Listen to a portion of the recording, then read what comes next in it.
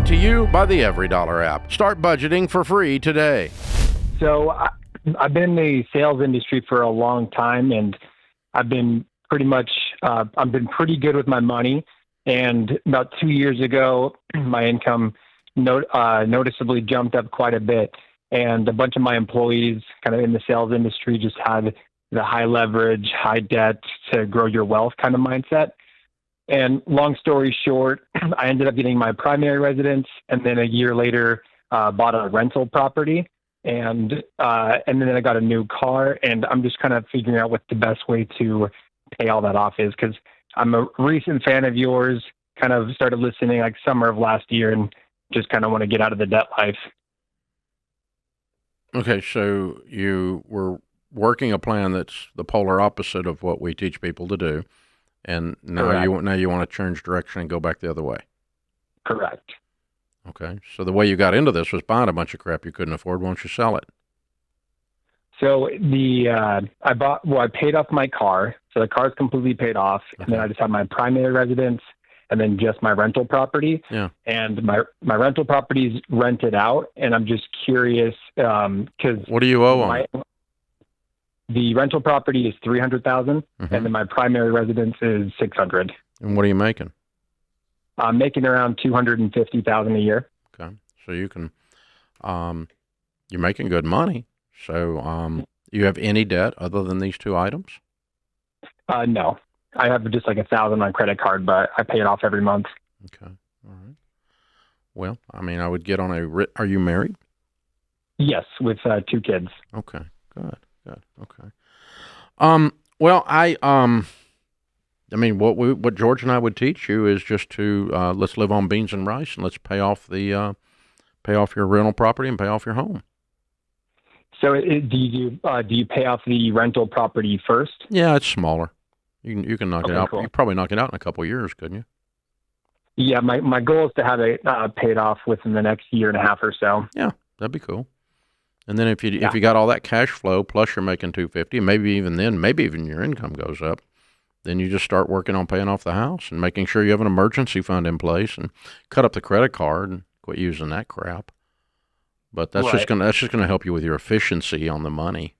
How profitable is the rental? It's not profitable because I bought the house when it was high interest rate, so it's currently about minus $400. It was my initial primary residence. What's it worth? It's currently worth around $350. Why don't you just sell it? Well, so our thought process is... My thought process is you're not making any money. The idea of owning real estate is to make money on it, and this thing sucks. Right. Well, if I were to refinance where the interest rate was a bit lower, then... You still wouldn't be making any money. You only got $50,000 in equity. You're not making any money on this. Right. You see, my CPA, he advised me just if we got it to where it's just breaking even, it's mainly just helping for tax write-off purposes. I think you need a new CPA. He's an idiot. Right. Oh, I'm serious. You know where you get a tax write-off? From losing money. Right. And you're good at that. So, yeah, I would sell it. I would sell it. Yeah, we don't do anything for the tax write-off, and especially when you're losing money on this property, you're going to continue bleeding out. There's going to be sunk cost fallacy. It's going to hurt to sell it. There's going to be a stupid tax, but it'll be even stupider to hang on to it. No, he's going to get out of it skin. Yeah. He's got owes $300. Are you still bleeding money every month? Yeah. Yeah. Yeah, I think combined after the rental, I'm about like 35% of both of my mortgages is my income. Yeah, but that's not relevant. The point is that you would never take a risk of this level to make no money, and you're making no money. You're actually feeding it, and if you refinance it, you're still not going to be making any money. You're making enough to buy a biscuit or something, and all in the name of a tax write-off. That's just bull crap. This is somebody who doesn't understand risk analysis. And you have made a mess here, and you know it, and that's why you put the car in reverse and stepped on the gas, because you knew you were about to run over the cliff, and you stopped everything. You figured out your friends that were giving you advice were morons, and you just decided, I'm not going to go that way. I'm going to go the other way. And so that's good, and you paid off the car, that's good, but I would just sell the rental. And then you're sitting there with a $600,000 mortgage, which is very reasonable, making $250,000. you're going to be very wealthy in about Knock 5 that years. out in a few years. You'll be knocking that out in a few years and be sitting there with a paid-for house and be stacking cash. And now you're going to really build some wealth. That's the direction you're going. But I think this rental is an impediment. I don't think it's a blessing. And I love real estate, but I mean, there's nothing worse than a bad piece of real estate. And this thing sucks. Ugh. So, guys, this is the end of the TikTok story. Part you don't see. High leverage wealth building. Did you hear the phrase? Yeah. You know where that comes from? TikTok? Mm-hmm. Yeah, or other moronic Well, places. they say, this is what wealthy people do. Therefore, if I do this high leverage, high risk thing, I will also become wealthy. High leverage, high risk wealth building plan. Which is interesting because when you actually study the wealthy, which we have done for decades, they don't do that. And the ones that it did isn't make how the money, they built wealth, and they certainly don't do that after they get wealth.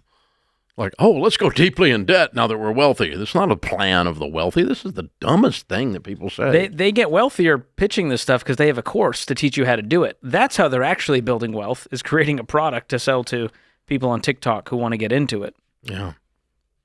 But don't you think in the sales world, real estate world, the risk meter tends to be broken with many of them? They get starry-eyed. In order to very cash poor. Well, and here's the thing: I'm a salesman. That's how I grew up too, and I suffered from this, especially in my 20s, because one thing about if you can sell and you can make a good living, you make good money. Number one, number two, if you can sell, you have an abundance mentality, and then the toxic version of that is what I fell into, and a lot of people do, which is you think you can out-earn your stupidity, and stupid will catch you from behind. You can't outrun it. It's just, it'll get you. And so I thought for years, because I just thought I could just go make some more money. I'll just go make some more money. Anytime you run into a problem. And I can. I've always been able to go make more money. It was the keeping it that was the problem, in the early days. And so an abundance mentality, when you get out of control, is I think I can out-earn my stupidity. So because I have the ability to go make money, and I can do stupid things and get away with it, like the rules don't apply. And that kind of mentality will cause you to stay broke your whole life. And it'll be really sad because you will have made a lot of money and have none.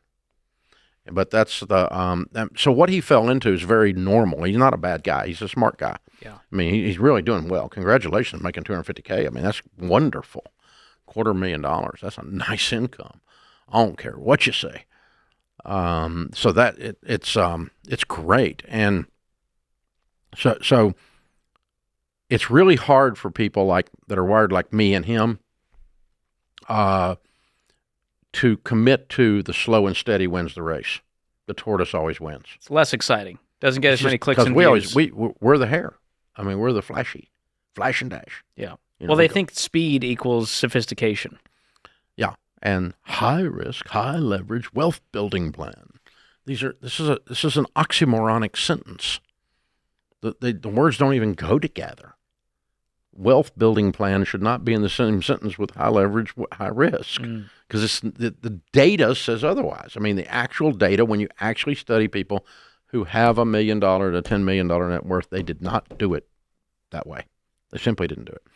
And so I was in there was a guy named Robert Allen back in those days, 30 years ago, that wrote a book, 35 years ago, that wrote a book called Nothing Down. Oh, yeah. This is the OG. He was famous. Yeah, he's the OG. And so, he was famous. He would go into a city and just never been there. And by the end of the week, had bought 3 houses, nothing down. He could figure out a complete leverage, high leverage, wealth building plan. And he set up these real estate clubs all over America, and I was in one of them. All the guys in those clubs are no longer in real estate business. Oh, boy. Except the ones that paid off their debts. The rest, the reverse course like he was doing. Yeah. Like this last guy's doing. So the rest of them are out of the real estate business. They didn't make it. And Robert Allen filed Chapter 11 bankruptcy. Oh, boy. Didn't work. Just saying. The OG. Create your free every dollar budget today, the simplest way to budget for your life.